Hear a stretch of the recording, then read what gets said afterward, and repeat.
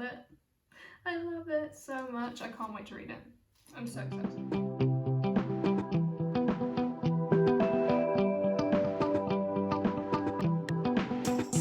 Hello everyone and welcome back to my channel. My name is Chloe. If you're new here, then make sure to click the subscribe button and to click the bell button to get notifications every time I post a video. For today's video, I'm going to be doing a video that makes me super excited because it's my first haul video. Yes!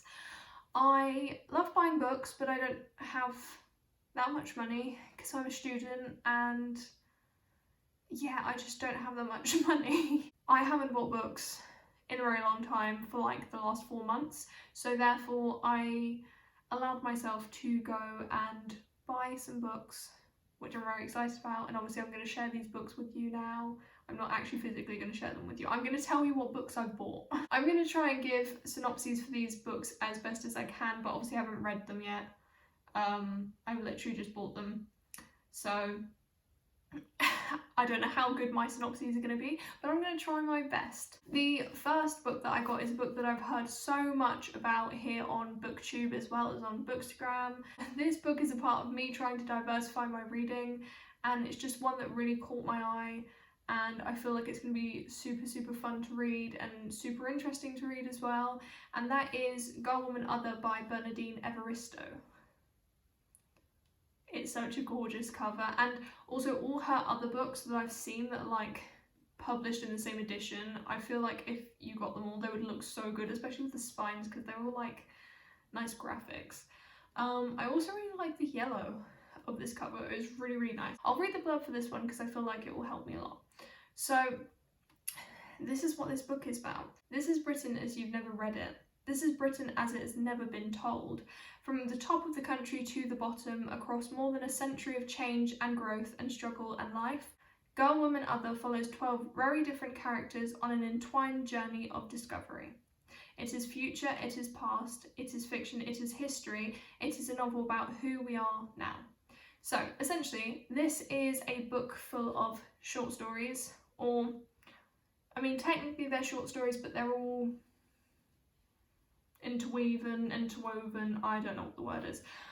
They all come together, they all relate to each other, so it makes the experience a lot more fun, I guess, because you're not just reading stories that are completely not related to each other. There is some sort of relationship? There is some sort of relation between the different stories. This is, as the blurb says, it's about Britain, it's about women in Britain, it's about other people that maybe don't identify as women. I think there might be some other stuff in there, some other gender identities in there. I don't know, I'm really interested. I'm really excited to read this. You've probably heard a lot about this already, so I'm just going to leave it there. The next book that I have got is a book that I've only really heard bad things about so far. I feel like everyone that I've heard that's read it has given it like 2 stars, and like 2 stars isn't the worst rating in the world, but that tends to mean that people haven't enjoyed it that much. So you may be thinking, Chloe, why would you buy a book if everyone says that it's not very good? And the reason is that the premise intrigues me so much that I just want to read it and see what it's like for myself. I want to find out if I have the same opinion as other people or if I actually really enjoy it. So that book is Trust Exercise by Susan Choi. This is about 2 teenagers that have just started a performing arts school, and they are in love, and then they essentially meet a teacher who initiates them into a game. On the back it says initiates them into a dangerous game, and I believe it's a dual timeline story, so we're looking at them when they're adults versus them when they're teenagers. And it's sort of similar to The Secret History in the fact that there are probably some very shady, morally grey characters in here, and we're trying to figure out who's, like, how things actually are. It's like a twisted perspective kind of story, and I'm just super interested to see how I feel about this. The next book that I got is also quite a dark book thematically, and another book that I've heard so much about on BookTube, but one that most people that have read it have I don't want to say enjoy it because the themes are so dark, but have found it to be a very well written book. And that is My Dark Vanessa by Kate Elizabeth Russell. This again is a bit of like a dual timeline and like a twisted perspectives kind of book, I think. And essentially this is about a young girl who as a teenager gets into a sexual relationship with her English teacher, and then we're also following her in the present, where she is dealing with the fallout of this relationship, and you can see sort of the mental effects that it's had on her, and also the teacher is being accused of sexual abuse by another former student. On the back here it says, no one seemed to understand that what Vanessa and Strain had together wasn't abuse, it was love. So it is that twisted perspective of, because she was so young, she was manipulated to believe that actually it wasn't abuse, it was love. And it's just following that sort of mental fallout and seeing how she deals with it in the present day after a bit of time has gone by. So yeah, very somber, but I have no doubt this is going to be really well, really beautifully written, because I've heard so many people raving about it. We're going to switch it up a bit because the next book is a non-fiction book. It's one of 2 non-fiction books in this haul, and I'm just so excited about this because if you know anything about me, you probably know that I really love true crime. Aside from books, music and true crime are sort of my 2 favourite things. I mean, books, music, true crime and medicine. Those 4 things are like me summed up. So I just really love true crime, so to incorporate true crime into books, I don't know why I haven't read very many true crime books until now. I really should have, but I haven't. So this is going to be really interesting, and this is a book that I've heard so much about.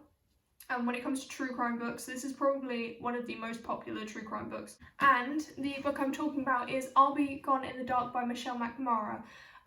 This woman was amazing. Essentially, the author of this book was someone who spent a very big portion of her life, or not time-wise, but like she put so much effort into trying to figure out who the Golden State Killer was. And if you're unaware of who the Golden State Killer was, then you need to look it up. He is just such a prominent serial killer that for many, many years went uncaptured, which is horrifying and disgusting, but that's besides the point. This book is about how this wonderful woman tried to, and successfully I believe, apprehended or at least found out a lot more about this serial killer and who he was. I don't actually know much because I haven't, so there's a HBO documentary series that's been made and I haven't watched that. I really wanted to read the book first because this is, like, these are her words that she's written down into a book. So I'm just really excited to read this. And if you have any recommendations for true crime books, then make sure to comment down below. I know that The Stranger Beside Me by Ann Rule is supposed to be really, really good as well. And that's about Ted Bundy, who also is a very high-profile serial killer, I guess. So really excited to read this. The next book is also quite a dark book, but I feel like it's going to be really fun as well. And this is a book that I didn't even know that these existed until I watched a video, I believe it was Emma, Drinking by My Shelf, that was talking about this in a video, and I heard about it and then I was like, oh my god, that is so me. The book I'm talking about is #NoEscape by Gretchen McNeil. This is actually part of like a series, I guess, with the first one being called #MurderTrending and the second one being called #MurderFunding, but this is actually a sequel, so no it's not. This is actually a prequel, so I thought that I could get this first because this is the one that sounds the most interesting to me. And that is because this is about escape rooms. So if you've ever watched the film, the horror movie, Escape Room, is it called Escape Room? Yeah. If you've ever watched that, then this is essentially the same thing, just as a book, which, like, you know, you think, do you really want to read a book that you've watched a film of that's got the same premise? And the answer is yes. People could make, like, there could be 1,000 different horror movie escape room films, and books and things like that, and I would read them all because I am that sadistic.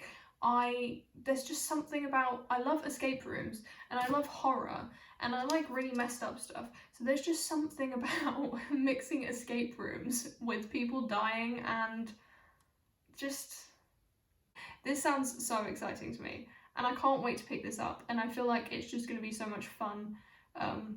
You know, as fun as reading about people dying is.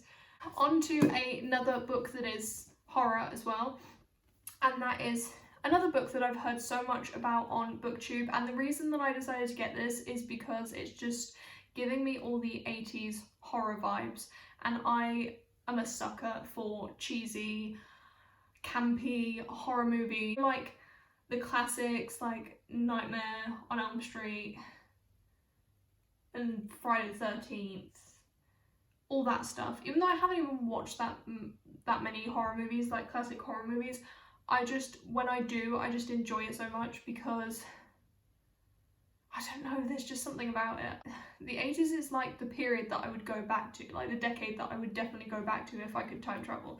So this is just so up my alley. And it's also by a quite prominent horror author that I have not read anything by, so I'm really excited to delve into this. And it is My Best Friend's Exorcism, which, like, just look at the cover.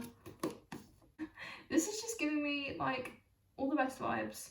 And I also like the fact that it's kind of like it looks like it's deteriorated, but it's not.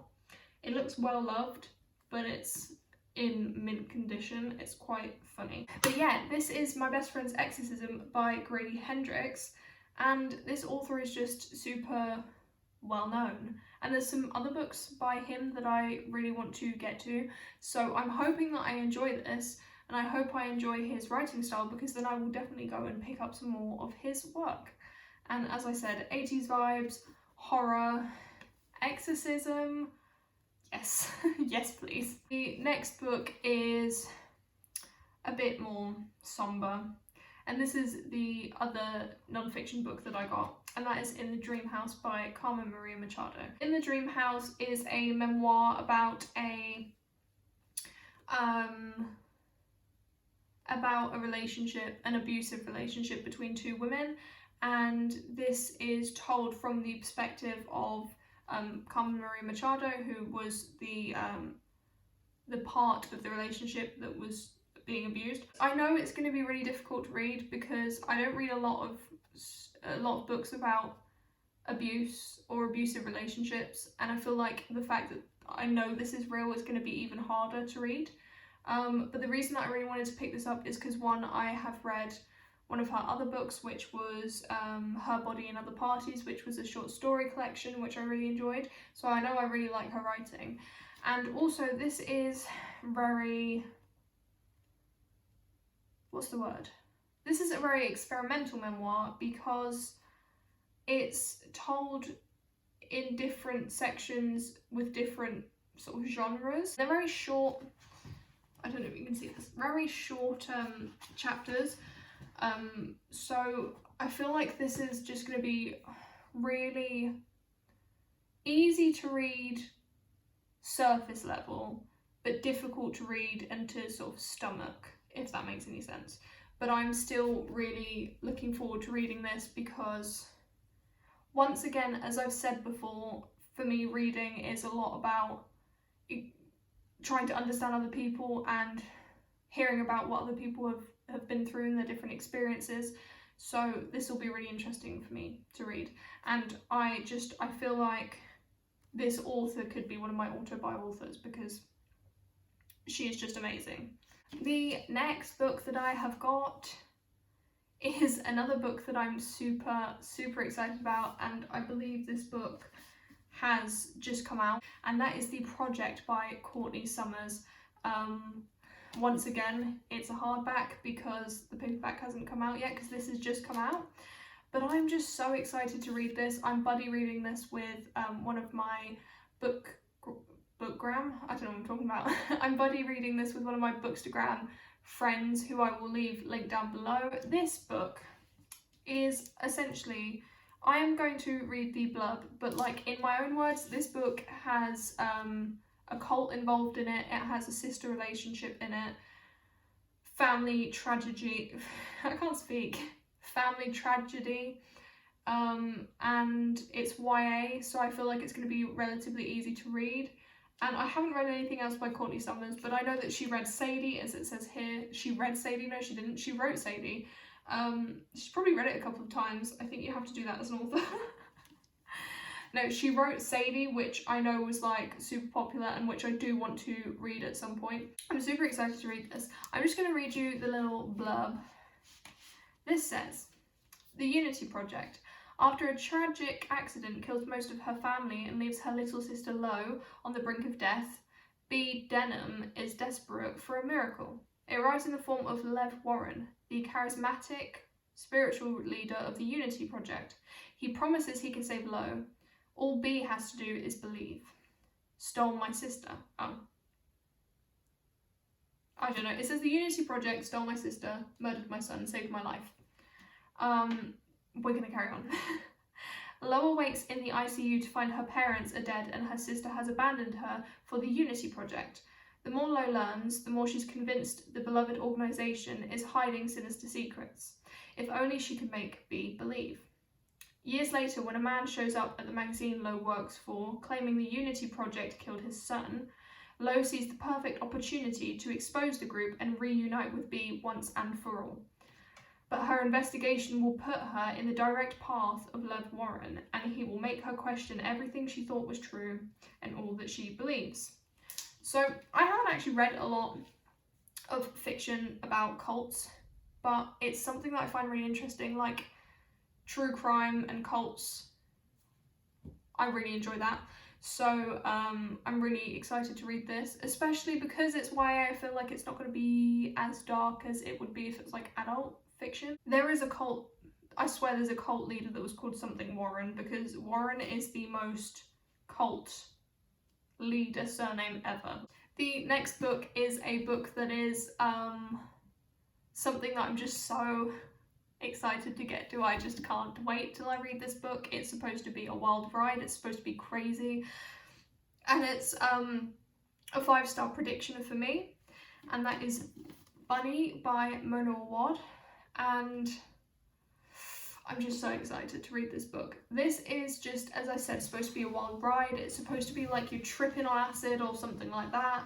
It's just, I feel like it's just the sort of book that was made for me. As I said, I really like messed up stuff. So this is supposed to be really, really weird and messed up, but yet super enjoyable, which just sounds like my reading taste.